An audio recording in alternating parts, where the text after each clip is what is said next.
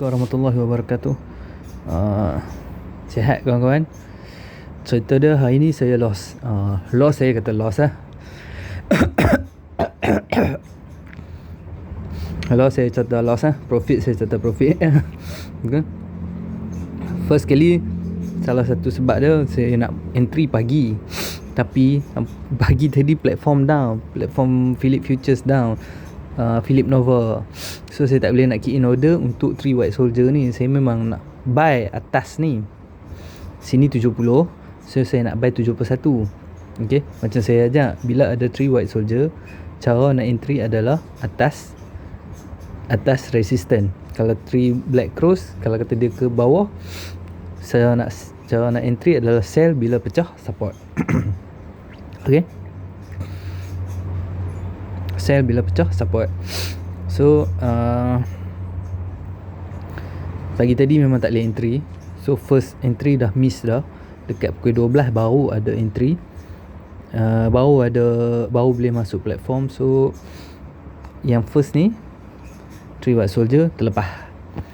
Okay, 3 white soldier, salah satu sebab, salah satu tricky dia, kalau kata kita entry, tricky dia saya cerita, kalau dia belum ada pullback lagi. Sebab apa? Takut dia naik, lepas tu dia buat pullback dulu. Takut dia naik, dia buat pullback dulu. Takut kita pergi cut loss awal ataupun kita take profit terlalu awal. Tricky untuk 3 white soldier kalau belum ada pullback. Dia tak ada lah, dia memang signal yang bullish, tapi dia tricky bila dia belum ada pullback. Takut dia jadi pullback dulu, kita pergi cut loss ataupun kita take profit terlalu awal. Tapi kalau kata profit, tak apa, tak ada masalah. Kita pergi cut loss tu yang sayang. So lepas tu dia naik sampai sini. Yang macam dalam channel tadi saya mention, so sekarang dah ada trend intraday. So nak buy dekat pullback sekurang-kurangnya dia kena touch 0.618. Itu saya kata boleh buy 53 ke 58, tapi tak, dia tak turun. Dia habis kuat pun sampai sini saja dan dia sambung naik. Lepas tu dia buat lagi 3 white soldier. Okay, dia buat lagi 3 white soldier. Saya tak perasan sebenarnya yang ni. Sini 3 white soldier dah ni. Tapi ini agak kecil lah. Ini kecil lah. Kecil sangat ni untuk kira candle 3 white soldier. Tak perasan lah waktu trading hour tadi. Tapi tak apalah. So dia naik sampai sini tak ada pullback. Dia naik sampai sini pun tak ada pullback. Dia naik terus sampai 2404. Okay, dekat sini saya dah berharap dah nak pullback. Sebab first kali dia dah pecah 0.809. Dia dah pecah dah. Tapi sayang dia tak turun sampai 0.618 lagi. Kalau tidak dekat sini boleh buy 69 ke 77. Sebab trend dia up. Okay, trend dia up. Dia dah pecah dah pun highest yang Jumaat. So bila dia dah pecah highest yang Jumaat, dia stand alone. Dia tak payah tengok dah range yang high Jumaat. Okay, dia tak payah tengok dah range yang high Jumaat. Macam nak tengok range hari Jumaat pun bukan agak lah, dia macam apa, takut tak valid. Sebab semalam Dalian dengan crude oil jalan, FCPO tak berjalan. Bila FCPO tak berjalan, saya takut range semalam tak valid. Okay, so dia tak turun. Okay, cerita dia kenapa dia tak turun sampai bawah ni. Sekurang-kurangnya 2376 dia kena touch. Kenapa dia tak turun sampai situ? Cerita dia sebab buyer masih solid intact. Buyer masih kuat. Buyer. Okay, dalam market ni ada dua je, buyer dengan seller. Tak ada benda lain lah. So bila buyer kuat dan trend up, kita nak follow buyer. Tapi bila nak follow buyer, kita nak masuk dekat area pullback. Sekurang-kurangnya dia kena touch 0.618 untuk kata trend yang first tu adalah wave 1. Wave 1 pullback sekurang-kurangnya kena 0.618 untuk kata wave ni wave 1 yang complete. Okey, tapi kalau kata dia tak kena, belum lengkap wave 1 tu. belum lengkap lah. Nak trade pullback tak dapat lah. Okay, sebab apa tak dapat? Kenapa dia turun sampai sini? Sebab saya buyer kat sini masih intact, so masih tak ada entry.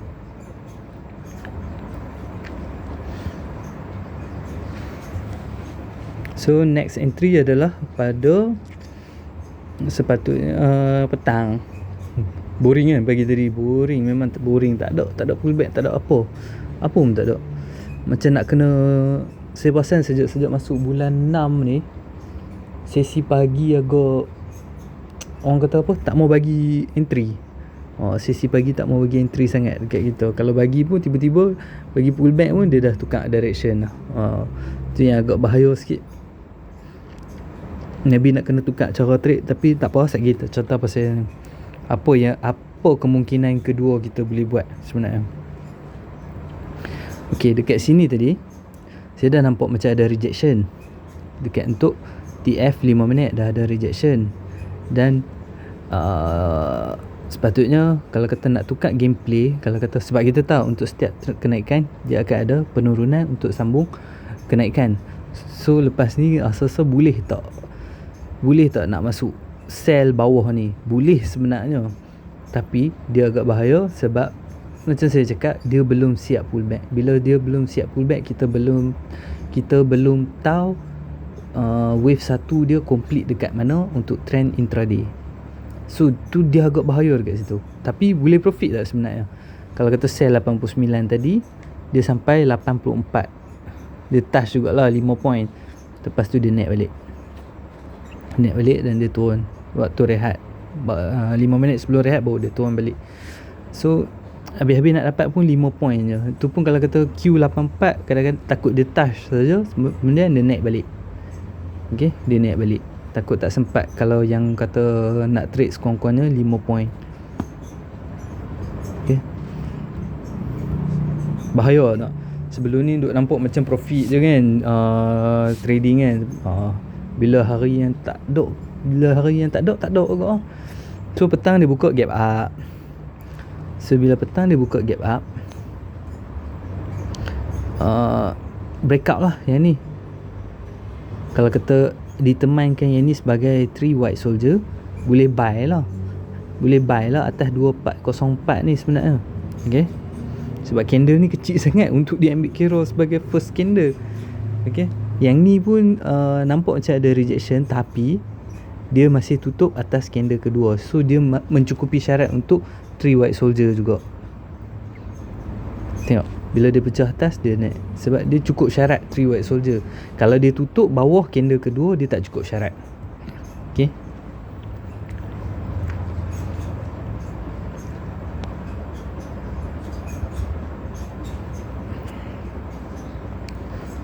so dia naik lagi sampai 2422.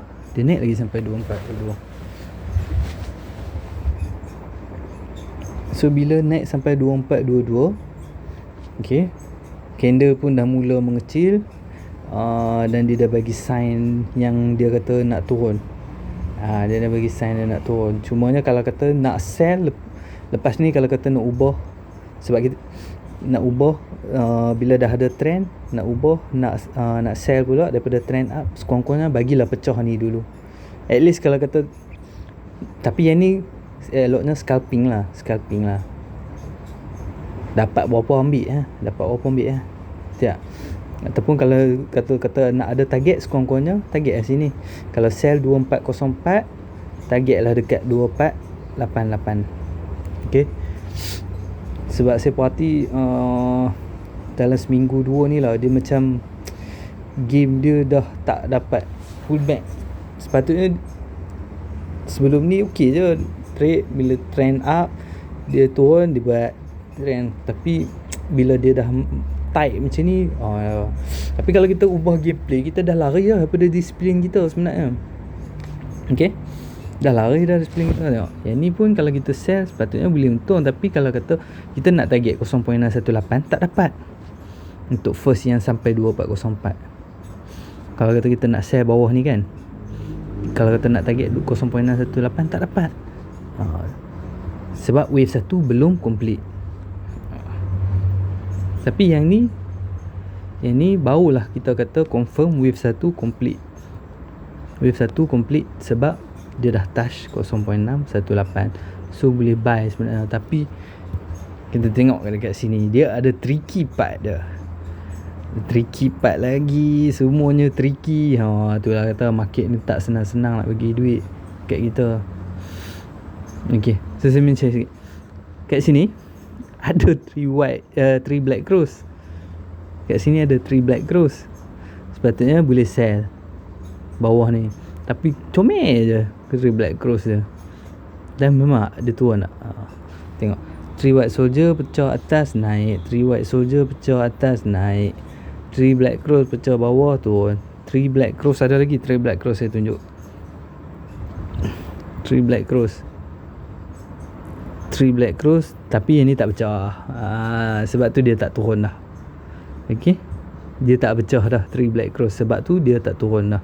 Kalau dia pecah bawah ni, InsyaAllah dia turun lagi. Sebab tu saya cara trading untuk 3 black cross dengan 3 white soldier, saya suka trade bila dia pecah atas. Okay, saya ajak siap-siap. Itulah favourite saya ni, antara favourite candle pattern, candlestick. Satu yang ni lah. Yang ni kita boleh faham niat dah, buyer kuat. Okay, buyer solid lah. Okay, yang kedua, yang 3 candle tu lah, 3 black cross, 3 white soldier.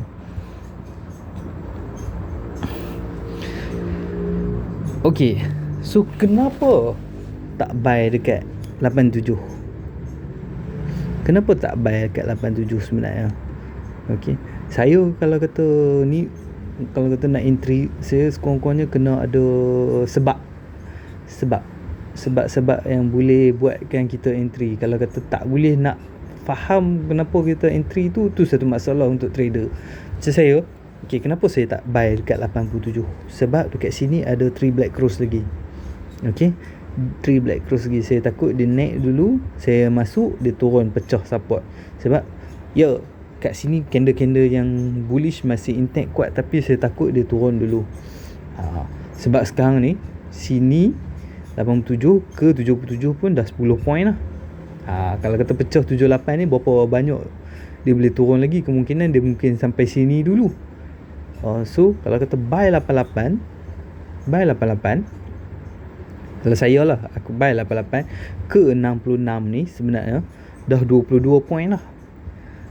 Dah 22 point lah.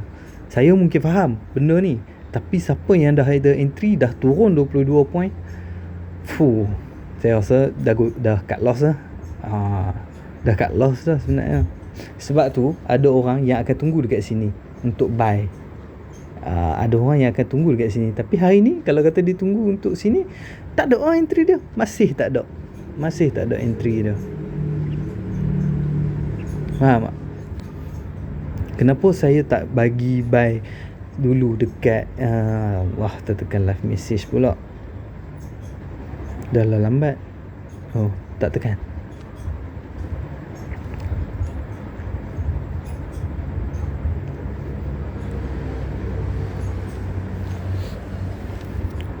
Orang kata dia naik je harga tu 87, dia naik je sampai 97.